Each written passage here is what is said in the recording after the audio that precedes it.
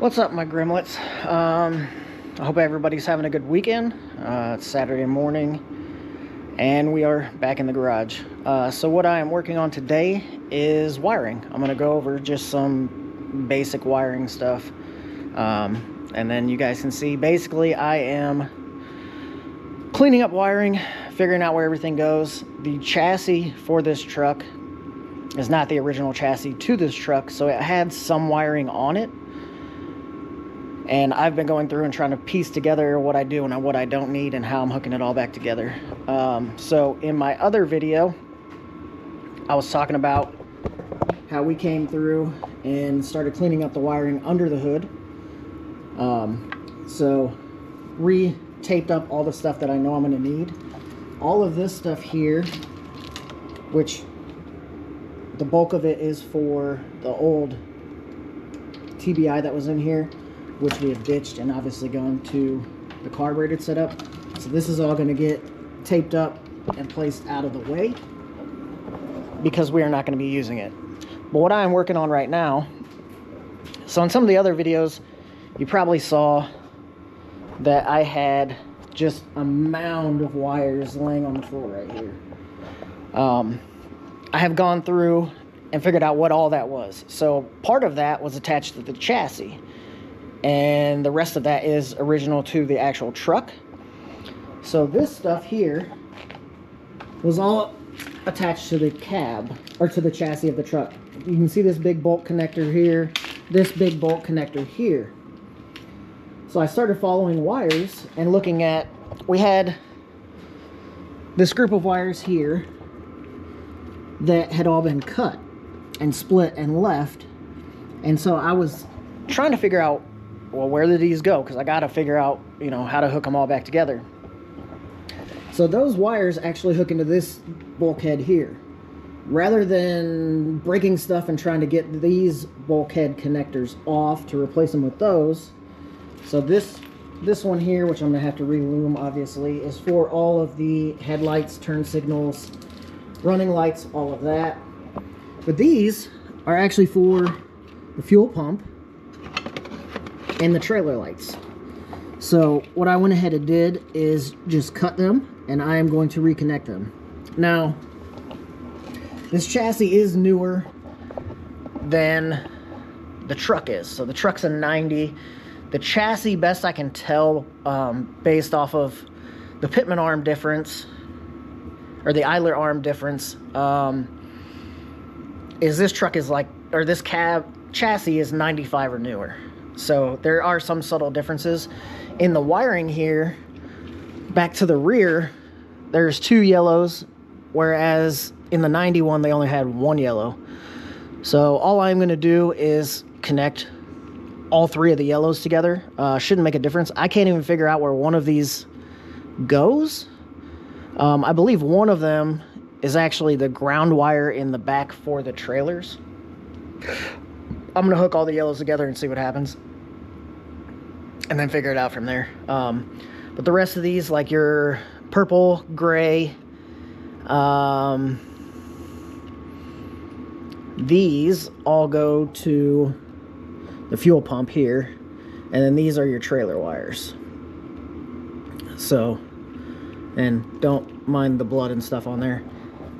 You bust your knuckles. That's just how it works.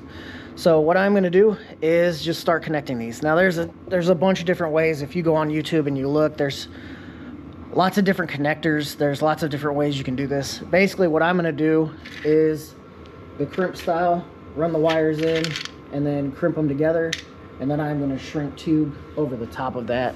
They make some really cool ones now that are like see-through, that have a brass piece in the middle that is basically just a shrink tube itself. You put the wires in, you shrink it all around, and then that brass just holds everything together.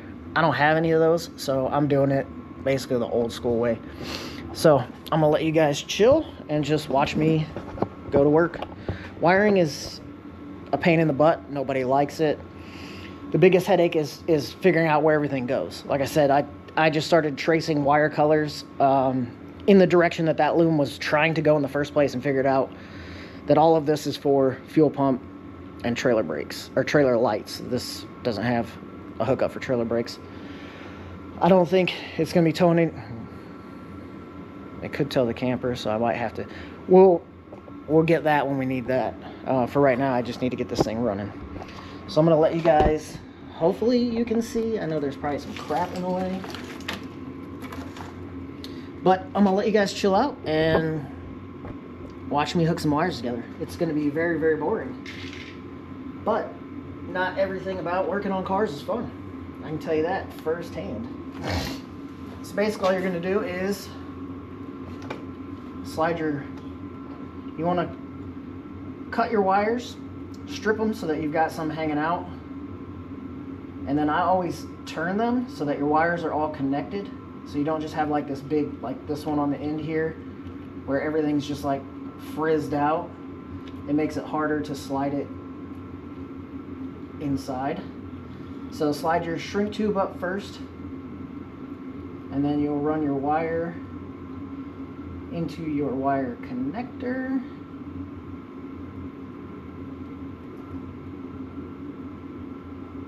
And obviously they make all different sizes of wire connectors depending on the wire diameter. So make sure you're using the right one so that it doesn't pull back out after you crimp it. So I'm going to cram that down, and then I'm going to grab the wire from the other side that matches in color and run it in there. Now a lot of people will crimp down the one side first. As you saw, I like to leave my wire pretty long so that it goes all the way through, so you're essentially going to be crimping it on both sides. And then you just need your wire crimping tools. Smash this back down. There is metal on the inside of that you crush down, and essentially that holds your wires. Then you want to give it a little tug on either side so that you make sure your wires don't come back out. Make sure you get the right size shrink tube that will fit over that. And then all you have to do for that is grab a heat source.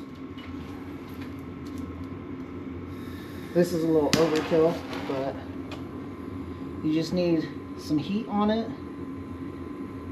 and you can see it starts to shrink up. You don't want to go too crazy. This is, like I said, overkill. A lighter would probably work a lot better, but essentially what this does is shrinks this around there and creates like a watertight seal. And then these are all going to go back inside the loom anyway, so hopefully they will be shielded from any water that gets splashed up by them big mud tires or anything else. So that is the basics of how we're going to do this. Now I just have to complete that process with all the rest of these and then slide them back into the loom. So let's jump into this.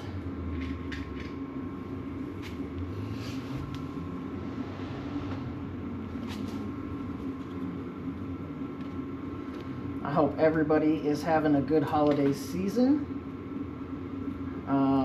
If you watched my little update video yesterday, you understand that things around my house are a little different than most. Most of you know what's going on in my life, so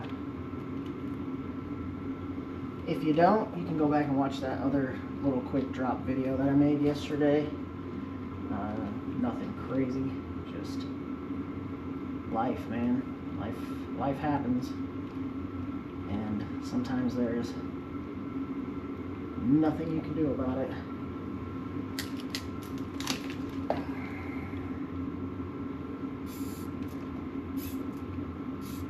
So again, slide your wire in, smash the crap out of it, give it a little tug, slide this down.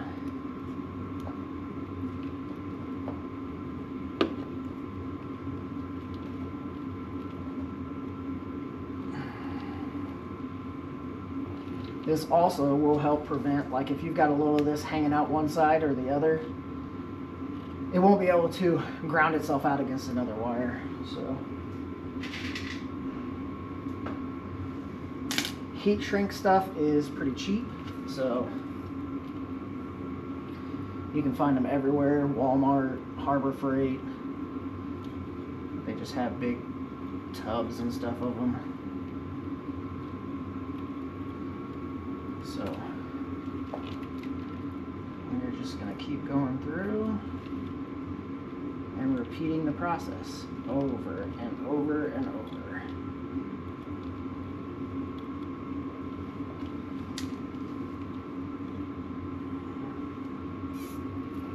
It pretty much sucks that YouTube won't let you play music in your videos, because I am jamming right now in my ears, but you guys can't hear it. I mean, not that they can do anything to me. They can't demonetize me because I don't make any money, which is cool. I don't really care. So we're just going to keep going and going and going. So I'm going to continue to knock these out, and then I will bring you in here at the end and show you the final process. Alright, so that whole process takes, I don't know, half an hour, 45 minutes or so. So what we ended up doing, once we got all of those connected, shrink wrapped, I took a bigger piece of the cover conduit from my scrap pile over there, slid it over the top of this, ran those inside of it, and then slipped it back over the top of this, and then just for good measure I electrical taped that all together, and then this will slide back in here out of the way so that we're not too close to the header and we don't have to worry about it messing anything up. So that is basically wiring 101. Best thing I can tell you, if you're not very attuned to trying to track down wiring and stuff, is to get yourself like a Chilton's book for the vehicle that you're working on. It will have a wiring diagram in there. They are not always the easiest thing to read. Essentially, you're just going to have to start going through it and comparing the wire colors that you're looking at and where you think those wires go if they're not hooked up to something. So that's going to be your best bet. Or, you know, you can always jump on the old Beeboop box and start Googling. But as you all know, you could come up with a million answers and only, you know, a portion of them are correct, because you can post anything you want online. So there are people who are going to post random crap that it could be right. I'm not telling you the way I just did that is the best way to do it, but as long as it works, that's all that really matters. So I'm going to keep cranking on this thing. I've got to get my son out here to help me bleed the brakes and bleed the clutch. I will probably make a video on both of those, just because, you know, there's people out there who don't know how to do any of that. So I might as well try to help somebody, you know. If you have ideas for anything else that you would want to see a little demonstration on, drop it in the comments, let me know. I have obviously plenty of crap in here that I can make a video of whatever you really want to see. So yeah, if you like it, you know, give us the page a like, subscribe. It doesn't cost you anything. Follow along on the build process. Like I said, this is a father-son project for my 16-year-old. It got delayed due to health problems with, you know, my wife. So this was supposed to be done before he turned 16. Life gets in the way, man. You take shit as it comes and you just keep pushing forward. So, like I said, if this was helpful to you, you enjoyed the content, you like my ugly mug, whatever the case may be, follow the page, man. On our outdoors side, I know there's only like 1 or 2 videos over there. We have a giveaway going on currently. You can check that out. Any new subscriber will be entered into that giveaway over there, so go ahead, go check that out. You can also follow us on Instagram, same name as this page, The Grim Lifestyle with 2 M's. That's our Insta for this. I kind of just converted that, so there's not a lot of stuff on there. I got to catch that up. my buddy Rebel and Xander McLovin, aka Ryan, on here are telling me I need to make a TikTok. I'm old, man. I don't know nothing about that, but I'll look into it. If I get that set up, I'll also drop that in the comments, let you guys know where you can come and follow that. I'll try to figure out how to make some of this crap into some shorts. But until the next one, have a happy and safe holiday. Be smart when you go out for New Year's, man. DUIs are not worth it.